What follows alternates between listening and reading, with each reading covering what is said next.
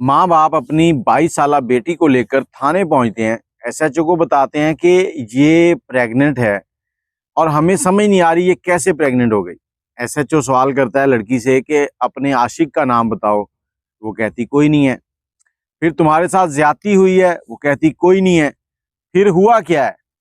अस्सलाम वालेकुम, कैसे हैं आप लोग? मैं हूं आपके साथ अदनान और आज जो स्टोरी है ये बड़ी अजीब है।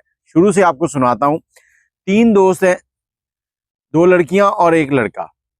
लड़का उसका नाम है सिद्धार्थ और एक लड़की का नाम अनारिका है और दूसरी जो है उसकी फ्रेंड है। ये 3 लड़कियां, तीनों दोस्त, 2 लड़कियां 1 लड़का, ये बचपन से यूनिवर्सिटी तक इकट्ठे पढ़ रहे हैं। पहले छोटे स्कूल में इकट्ठे थे, फिर बड़े स्कूल में, और कभी भी कहीं स्कूल में कोई एक दूसरे को ढूंढ रहा होता ना तो सब कहते कि फलां जगह पे होंगे, तीनों इकट्ठे होंगे, ऐसी इनकी दोस्ती थी और सब एक दूसरे के बड़ा काम आते थे। अब जो लड़का था वो अनारिका को पसंद करने लगा था। एक दिन वो दूसरी फ्रेंड के साथ बैठा हुआ है और उसको कहता है कि मैं उसे पसंद करता हूं और मुझे उससे मोहब्बत है, मैं उससे शादी करना चाहता हूं, तो तुम मुझे बताओ कि मैं उससे बात कैसे करूं। अब लड़की कहती है कि तुमने पहले उसको बताया है? ये कहता है कि नहीं, मैंने नहीं उसे बताया, मुझे हिम्मत ही नहीं हो रही कि मैं उसको बताऊं, हम लोग तो अच्छे दोस्त हैं। अब लड़की कहती है ठीक है, मैं उससे बात करके फिर तुम्हें बताती हूँ। तुमने उससे बात नहीं करनी। 2-3 दिन के बाद दोबारा लड़की उसको बताती है कि मैंने उससे बात की है, बातों बातों में, तुम्हारा नहीं बताया। लेकिन वो बड़ी स्टिक है, वो कहती है कि मुझे किसी से कोई मोहब्बत नहीं है और ना ही मैं कभी अपने दोस्तों को अपने महबूब की शक्ल में देखना चाहती हूँ।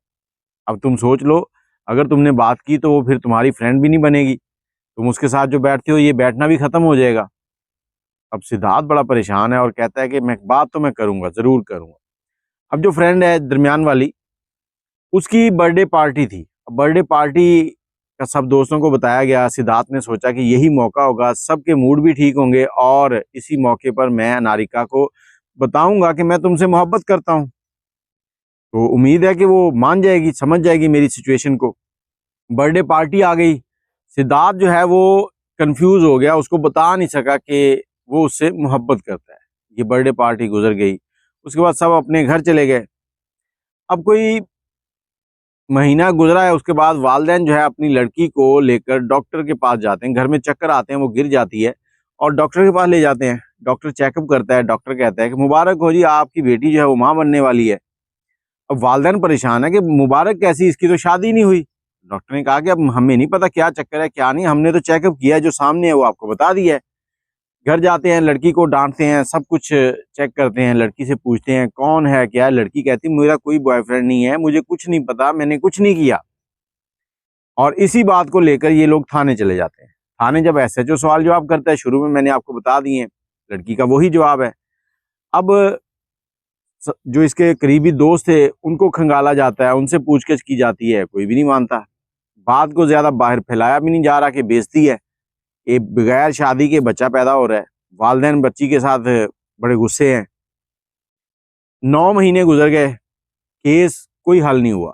9 महीने के बाद जो नारिका है उसने एक बेटी को जन्म दिया। अब वो बेटी जिसके बाप का पता ही नहीं कौन है, जैसी वो बच्ची दुनिया में आई तो पुलिस फिर हरकत में आई। पुलिस ने उसके लिए डीएनए सैंपल, और सबसे पहले सिद्धार्थ जो उसका करीबी दोस्त था उसको लिया, इसके डीएनए से मैच किया, लेकिन वो मैच नहीं हुए।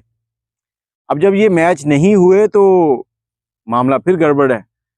फिर लड़की को बिठाया, लड़की से पूछा कि हमें सीधी सीधी बात बताओ, कोई ऐसी चीज जो तुम मिस कर रही हो जिससे हमें कोई क्लू मिल सके कि ये काम किसने डाला है। अब लड़की याद करती है, फिर वो बताती है कि हाँ, एक पार्टी थी, मेरी फ्रेंड है, उसकी बर्थडे पार्टी थी। उस पार्टी में मैं अचानक बेहोश हो गई थी, कोई आधे घंटे के बाद मुझे होश भी आ गया था और बस ये पार्टी में हुआ था। और उसके कोई 15-20 दिन गुजरे तो मुझे चक्कर आए और हॉस्पिटल वाली कहानी शुरू हो गई है। अब पुलिस ने सिद्धार्थ और उस फ्रेंड को बुला लिया, उनसे कहा कि जो जो लोग इस पार्टी में थे सबके नाम और नंबर दो। सबको बुलाया, सबको बुला के सबसे सवाल जवाब पूछे, क्रॉस सवालिंग हुई ताकि पता चले कि कोई नर्वस है तो उसको लिस्ट में रखा जाए। तो इसमें से तकरीबन कोई 8-10 लोग ऐसे थे जो कि किसी को चेहरा जर्द हो गया, किसी के हाथ कांप रहे हैं, किसी की टांगें कांप रही हैं, इस तरह के जो उनकी इन्वेस्टिगेशन के अंदर थोड़ा सा फील हुआ कि ये हो सकता है, उनको उन्होंने शामिल कर लिया। इन सब के डीएनए लिए, उस बच्ची के डीएनए से मैच किए तो इसमें से एक लड़का जिसका डीएनए मैच हो गया, अब उसको घर से रेड की, उठा लिया, उठा के थाने ले आए। उससे पूछा भाई देख, सीधी सीधी बात है, डीएनए 100% मैच है और अब हम कोई इधर उधर नहीं घूमना चाहते, पहले ही हम बहुत थक गए ये सारा पंगा करके, सीधी सीधी बात बता। अब वो लड़का कहता है कि ये जो ज्यादती है ये मैंने की है, लेकिन मुझसे करवाई गई है। किसने करवा दी? अब वो जिस फ्रेंड, जो इन तीनों की फ्रेंड थे ना, दो लड़कियां और एक लड़का, जो लड़की दरमियान में थी, जो लड़के को कह रही थी कि तुम उससे बात नहीं करना, उसका नाम लिया उसने कि ये उसने करवाई है, मैं उसे पसंद करता हूँ, ये उसने करवाई है।